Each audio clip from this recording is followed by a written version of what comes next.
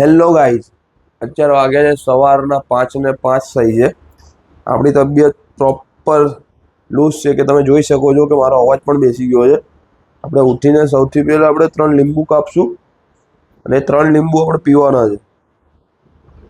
જેનાથી vitamin C મળે તમને અને થોડું સારું લાગે. અને પછી આપણે 11 વાગે નારિયેળ પાણી લેવા જશું. એ નારિયેળ પાણીથી જ આપણે મટાડીશું. ખાવાનું છે નહીં 2 દિવસ હવે.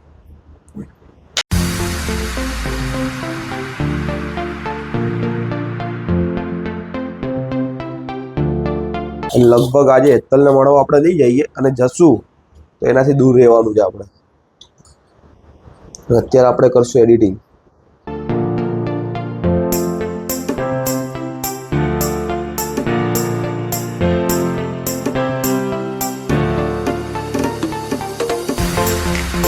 બે બાકી જો તમારા શરીરમાં ઓલું શું કહેવાય શક્તિ ના હોય ને ત્યારે તમે લીંબુ પી શકો છો કે જેનાથી તમને આમ થોડું રાહત મળે. કેમ કે વિટામિન સી થી તમને મજા આવે થોડી.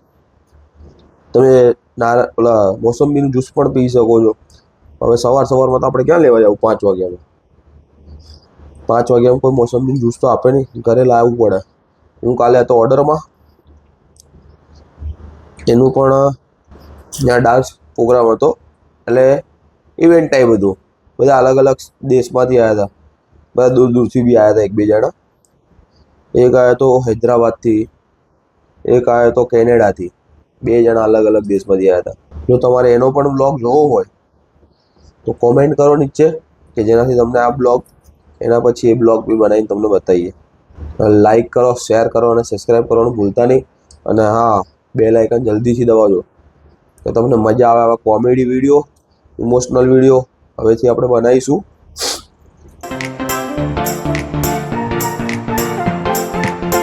હવે લાસ્ટ વધ્યું છે રિયલીમાં. હકીકતમાં કહું ને તો મારા ભાણિયા એવડા નવરા થઈ ગયા છે, હાંધા એટલા દુખે છે કે વાત ના પૂછો. તો વિચાર કરો, કાલે મેં આખો ઓર્ડર પૂરો કર્યો.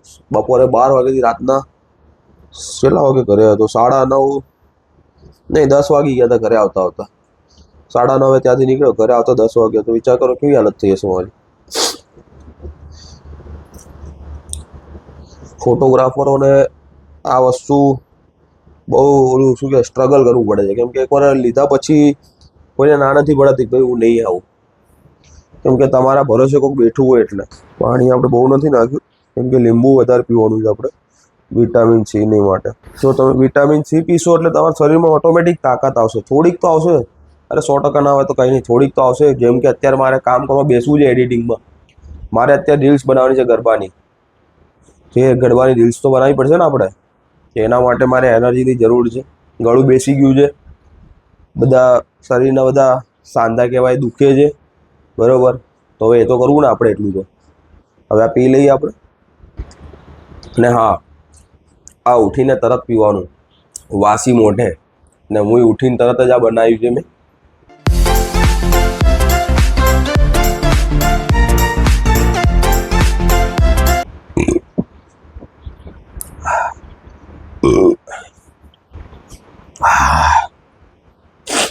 હવે આમ લાગે છે ના નસોમાં કહેવાય લીંબુ પીવું અંદર. બોલો, મહેસૂસ થાય છે.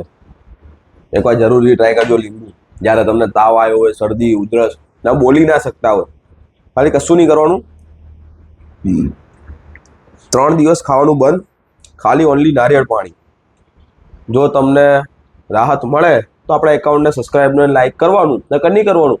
તમે દવાખાને જઈને 500 રૂપિયાની દવા લેશો, બરાબર, તો 500 રૂપિયાના તમે નારિયેળ પાણી પી શકો છો. 60 થી 70 રૂપિયાનું એક નારિયેળ પાણી આવે છે. જેવો એરિયો એવો ભાવ હોય છે અમુક જગ્યાએ. મિનિમમ 60 રૂપિયા ભાવ છે, રેગ્યુલર ભાવ.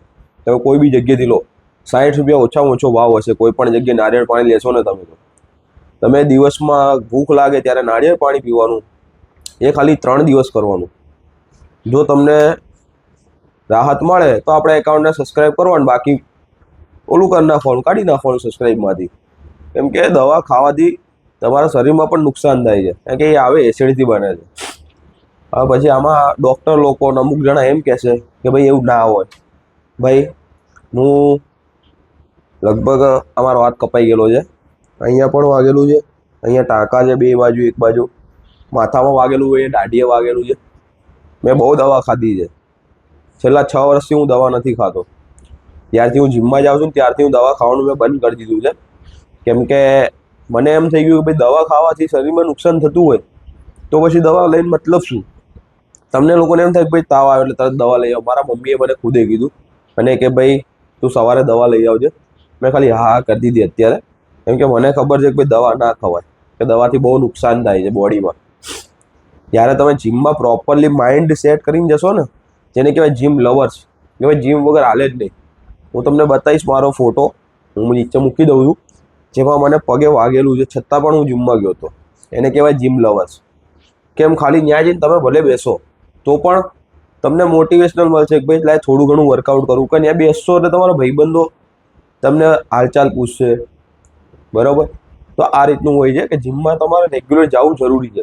તાવ આવે તો તમે જઈ શકો છો, પણ ત્યાં જઈને આટો મારીને તમે આવી શકો છો પાછા, કે જેનાથી તમને માઇન્ડ છે ને તમારું એ અપસેટ ના થાય. બીજી વસ્તુ કે તમે ત્યાં જાઓ ને એટલે તમને હાર્મોન પેદા થાય, જેને કહેવાય હેપીનેસ હાર્મોન.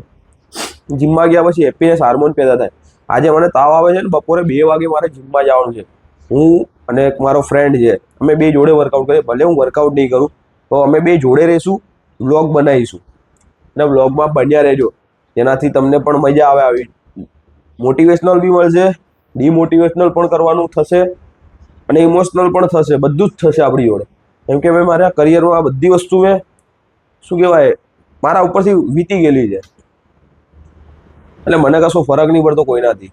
હા, મારા ઉપર અમુક લોકો હસશે બી ખરા, મારા ને મારા ઘરવાળા ને મારા કુટુંબવાળા જ હસશે, તો એનાથી મને કોઈ જ ફરક નથી પડતો. મને દુનિયા અરે કંઈ લેવા દેવા નથી. મારા મા બાપ જોડે મારે લેવા દેવા છે. મારા મા બાપને મેં પરમિશન લીધી છે, પછી જ મેં આ વસ્તુ ચાલુ કરી છે. એવું નથી હું મેરિડ છું. બીજી વસ્તુ કે મારા લગ્ન થયા પછી મારા સાસુ સસરા છે એને પણ હું મમ્મી પપ્પાની જેમ રાખું છું. ત્યાં જઈને કંઈ જમાઈની જેમ નથી રહેતો હું. મારા મા બાપ જ છે એ બી. હું ત્યાં જઈને છોકરાની જેમ જ રહું છું.